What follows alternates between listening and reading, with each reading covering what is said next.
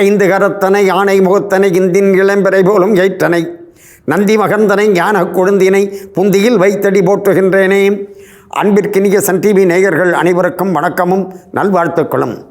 அன்பர்களே, இன்று சித்திரை 28/11/2024 சனிக்கிழமை சதுர்த்தி திதியோடு அமைந்திருக்கக்கூடிய இந்த அற்புதமான நாளில் உங்கள் அனைவரையும் நம்முடைய சிறப்பான ஆலய வழிபாட்டு நிகழ்ச்சிக்கு அன்போடு வரவேற்கின்றோம். அனைவருக்கும் நல்லதே நடக்க வேண்டும் என்ற பிரார்த்தனையோடு நாம் நிகழ்ச்சியை தொடங்குகின்றோம். அன்பர்களே, இன்றைய தினம் சதுர்த்தி, அதிலும் வளர்பிறை சதுர்த்தி, சுக்ல சதுர்த்தி என்று அப்படி கொண்டாடப்படுகின்றது. இந்த நாளில் விநாயகப் பெருமானை நாம் வழிபாடு செய்தோம் என்று சொன்னால் நமக்கு ஏராளமான நற்பலன்கள். அதாவது திதியை வைத்து தெய்வங்களை வழிபாடு செய்வது என்று ஒரு அற்புதமான மரபு நம்முடைய சம்பிரதாயத்தில், நம்முடைய வழிபாட்டு முறையில் கடைபிடிக்கப்படுகின்றது. அப்படி திதியை வைத்து என்று அப்படி சொல்கின்ற நேரத்தில் எப்படி என்று சொன்னால், இப்போ சாதாரணமாக ஏகாதசி திதி என்பது பெருமாள் வழிபாட்டுக்கு உரிய நாளாக அமைந்திருக்கின்றது. அதை போல சதுர்த்தி என்று பார்க்கின்ற நேரத்தில் அந்த சதுர்த்தி என்பது ஒரு மாதத்தில் 2 முறை வரும். வளர்பிறை சதுர்த்தி என்று, சுக்ல சதுர்த்தி என்று இன்றைக்கு நாம் தரிசிக்கின்றோம் அல்லவா. அமாவாசைக்கு பிறகு வரக்கூடியது வளர்பிறை சதுர்த்தி, சுக்ல சதுர்த்தி என்று. இதுவும் விநாயகப் பெருமானுடைய வழிபாட்டுக்கு உரியது. அதை போல தேய்பிறை சதுர்த்தி என்று, கிருஷ்ணபட்ச சதுர்த்தி என்று, அது எப்படி என்று சொன்னால் பௌர்ணமிக்கு பிறகு 4வது நாள் வரக்கூடியது. அந்த பௌர்ணமிக்கு பிறகு 4வது நாள் வரக்கூடியதை சங்கடகர சதுர்த்தி என்று நாம் அன்றைக்கும் விநாயகப் பெருமானை வழிபாடு செய்கின்றோம். பஞ்சமி திதியானது எப்படி என்று சொன்னால் வாராகி வழிபாட்டுக்கு உரியதாக அமைந்திருக்கின்றது. சஷ்டி திதி என்றால் முருகப்பெருமானுடைய வழிபாட்டுக்கு உரிய நாளாக அமைந்திருக்கின்றது. அஷ்டமி திதி என்று நாம் பார்த்தோம் என்று சொன்னால் பைரவர் வழிபாட்டுக்கு உரிய அற்புதமான நாளாக விளங்குகின்றது. நவமி திதி என்று நாம் எடுத்துக்கொண்டோம் என்று சொன்னால் ராமபிரானுக்கு உரிய நாளாக ஸ்ரீ ராம நவமி என்று அந்த நவமியை இணைத்து அந்த திதியில் நாம் பெருமாளை வணங்குகின்றோம். இப்படி ஒவ்வொரு திதியை வைத்து ஒவ்வொரு தெய்வத்தை வணங்க வேண்டும் என்ற வழிபாட்டு முறையை ஏற்படுத்தி வைத்திருக்கக்கூடிய வகையில் இன்றைக்கு வளர்பிறை சதுர்த்தியாக, சுக்ல சதுர்த்தியாக இருக்கின்ற காரணத்தால் வேழ முகத்தோனை, அந்த விநாயகப் பெருமானை வழிபாடு செய்வது என்பது நமக்கு வினைகளை தீர்க்கும் என்றால் மிகையல்ல என்று தெரிவித்து, இப்பொழுது மயிலாப்பூர் கச்சேரி ரோடுக்கு அருகில் அருண்டேல் தெருவில் அருள்பாலித்து வரக்கூடிய வலம்புரி விநாயகப் பெருமானை வழிபாடு செய்வோம் வாருங்கள். இன்றைய தினம் சுக்ல சதுர்த்தியாக, வளர்பிறை சதுர்த்தியாக அமைந்திருக்கக்கூடிய இந்த நாளில் நம்முடைய சென்னை மயிலாப்பூரில் கச்சேரி ரோடுக்கு அருகில் அருண்டேல் ஸ்ட்ரீட்டில் அருள்பாலித்து வரக்கூடிய வலம்புரி விநாயகர் ஆலயத்தை இன்றைக்கு நாம் தரிசித்து கொண்டு இருக்கின்றோம். சாதாரணமாக பெருவாரியாக இருக்கக்கூடிய விநாயகப் பெருமான் ஆலயங்களில் விநாயகப் பெருமான் அவருடைய துதிக்கையானது அப்படி இடது பக்கத்திலே வளைந்து இருக்கும்.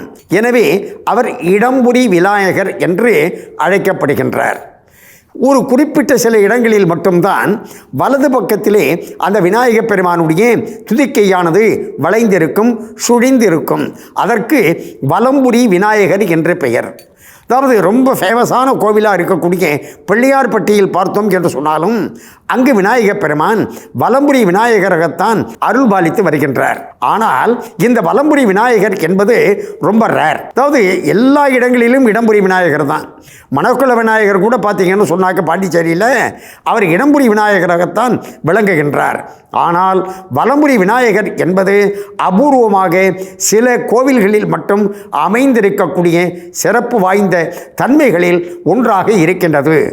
இந்த வலம்புரி விநாயகருக்கு இருக்கக்கூடிய சிறப்பு என்று நாம் பார்த்தோம் என்று சொன்னால், விநாயகப் பெருமானை ஓம்கார வடிவினன் என்று குறிப்பிடுவார்கள். அதாவது ஓம் என்று சொல்லக்கூடிய அந்த பிரணவாகார எழுத்து இருக்கின்றது அல்லவா, அந்த ஓம் என்ற எழுத்தின் வடிவாக இருக்கக்கூடியவன் என்ற கருத்தில் ஓம்கார வடிவினன், பிரணவாகார சொரூபன் என்று குறிப்பிடுவார்கள் விநாயகப் பெருமானை. அதற்கு எடுத்துக்காட்டாக இருக்கக்கூடியதுதான் வலம்புரி விநாயகர். எப்படி என்று நாம் பார்த்தோம் என்று சொன்னால், விநாயகப் பெருமானுடைய திரு உருவத்தை அப்படியே நம்முடைய மனக்கண் முன்பாக கொண்டு வந்து, அதாவது அந்த விநாயகப் பெருமானுடைய வலது செவியிலிருந்து நம் பார்வையை ஆரம்பித்து அப்படியே கீழே கொண்டு வந்து அவர் துதிக்கையில் நாம் முடிக்கின்ற பொழுது அந்த துதிக்கையானது, அந்த தும்பிக்கையானது வலது பக்கத்தில் இப்படி வளைந்து இருக்கின்றது என்று சொன்னால், அந்த ஓம் என்ற எழுத்து ஒரு புள்ளியோடு அப்படி அமைந்திருப்பதைப் போல விநாயகருடைய தோற்றம், விநாயகருடைய வடிவம் விளங்குவதை நாம் காணலாம். எனவே இந்த பிரணவாகார விநாயகராக, அந்த ஓம்கார விநாயகராக விளங்கக்கூடியவர் யார் என்று சொன்னால் வலம்புரி விநாயகர் என்று சொன்னால் மிகையல்ல. அந்த வலம்புரி விநாயகப் பெருமானை வணங்கினால் நமக்கு என்னென்ன பலன் என்பதை நாம் அடுத்த பகுதியில் பார்ப்போம். அன்பர்களே, இன்றைய தினம் சுக்ல சதுர்த்தியாக, வளர்பிறை சதுர்த்தியாக அமைந்திருக்கக்கூடிய இந்த நல்ல நாளில் விநாயகர் வழிபாடு செய்ய வேண்டும் என்ற நியதியின் கருத்தின் அடிப்படையில் நம்முடைய சென்னை மயிலாப்பூரில் கச்சேரி ரோடுக்கு அருகில் அருண்டேல் தெருவில் அருள்பாலித்து வரக்கூடிய ஸ்ரீ வலம்புரி விநாயகப் பெருமான் ஆலயத்தை, அந்த வலம்புரி விநாயகப் பெருமானை நாம் இன்றைக்கு தரிசித்து கொண்டு இருக்கின்றோம். அதாவது சாதாரணமாக ஓம் என்ற பிரணவத்தை நாம் அப்படியே நம்முடைய நாபியிலிருந்து எழுப்பி அதை இறைஞ்சு சொல்லக்கூடாது. அப்படியே ஓம் என்ற அந்த பிரணவத்தை, அந்த மந்திரத்தை நாம் ஜபம் செய்வதன் காரணமாக நமக்கு 2 வகையான நல்ல பலன்கள் ஏற்படும். என்ன 2 வகையான பலன்கள் என்று சொன்னால், ஒன்று ஓஜஸ், மற்றொன்று தேஜஸ். ஓஜஸ் என்று சொன்னால் நினைவு ஆற்றல், தேஜஸ் என்று சொன்னால் தெய்வ வடிவு. இப்போ இருக்கக்கூடிய பரபரப்பான வாழ்க்கையில் நம்மால் அப்படி ஓம் என்ற பிரணவத்தை எல்லாம் ஜபம் செய்வதற்கு டைம் இல்லை சார் அப்படின்னு ஒரு சிலர் மனதிற்குள் வருத்தப்படலாம் அல்லவா? அதாவது நம்ம என்ன செய்யணும், தினசரி நம்ம பூஜை ரூமில் விளக்கு ஏற்றி வழிபாடு செய்கின்ற பொழுது அந்த விளக்கையே உன்னிப்பாக கவனித்து அந்த ஓம் என்ற பிரணவத்தை அடி நாபியிலிருந்து, அதாவது தொப்பிலிருந்து அடி வயிற்றிலிருந்து எழுப்பி நாம் ஜபம் செய்தோம் என்று சொன்னால் இப்பொழுது சொன்ன அந்த நினைவு ஆற்றலும் தெய்வ வடிவம் சர்வ நிச்சயமாக நமக்கு கிடைக்கும். ஆனால் இப்போ இருக்கக்கூடிய பரபரப்பான வாழ்க்கையில் நம்மளால் அந்த ஓம் என்ற பிரணவத்தை எல்லாம், அந்த மந்திரத்தை எல்லாம் ஜபம் செய்வதற்கு முடியலை சார். கவலை வேண்டாம், கவலை வேண்டாம் என்று சொன்னால் நமக்கு அது கிடைக்க வேண்டுமே. எப்படி கிடைக்கும்? எப்படி கிடைக்கும் என்று சொன்னால், இந்த ஆலயத்தினுடைய அர்ச்சகர் மங்களநாத சிவாச்சாரியார் குறிப்பிடுகின்றார், இந்த ஆலயத்திலே வந்து, அதாவது வலம்புரி விநாயகப் பெருமானை தொழுதார்கள் என்று சொன்னால், வணங்கினார்கள் என்று சொன்னால் அவர்களுக்கு சர்வ நிச்சயமாக மேற்குறித்த நன்மைகள் ஏற்படும் என்று ஆதாரத்துடன் அற்புதமாக குறிப்பிடுகின்றார். சாதாரணமாக அந்த விநாயகப் பெருமானை நாம் வணங்குகின்ற பொழுதே நமக்கு அருள் செய்யக்கூடியவன், துதிக்கையில் அருள்பவன் துதிக்கையான் என்று குறிப்பிடுவார்கள். அதாவது துதிக்கையில் என்று சொன்னால் நாம் ஒர்ஷிப் பண்ணுறப்பையே, நாம் வணங்குகின்ற பொழுதே அருள் செய்ய தொடங்கிவிடுகின்றானாம் விநாயகப் பெருமான்.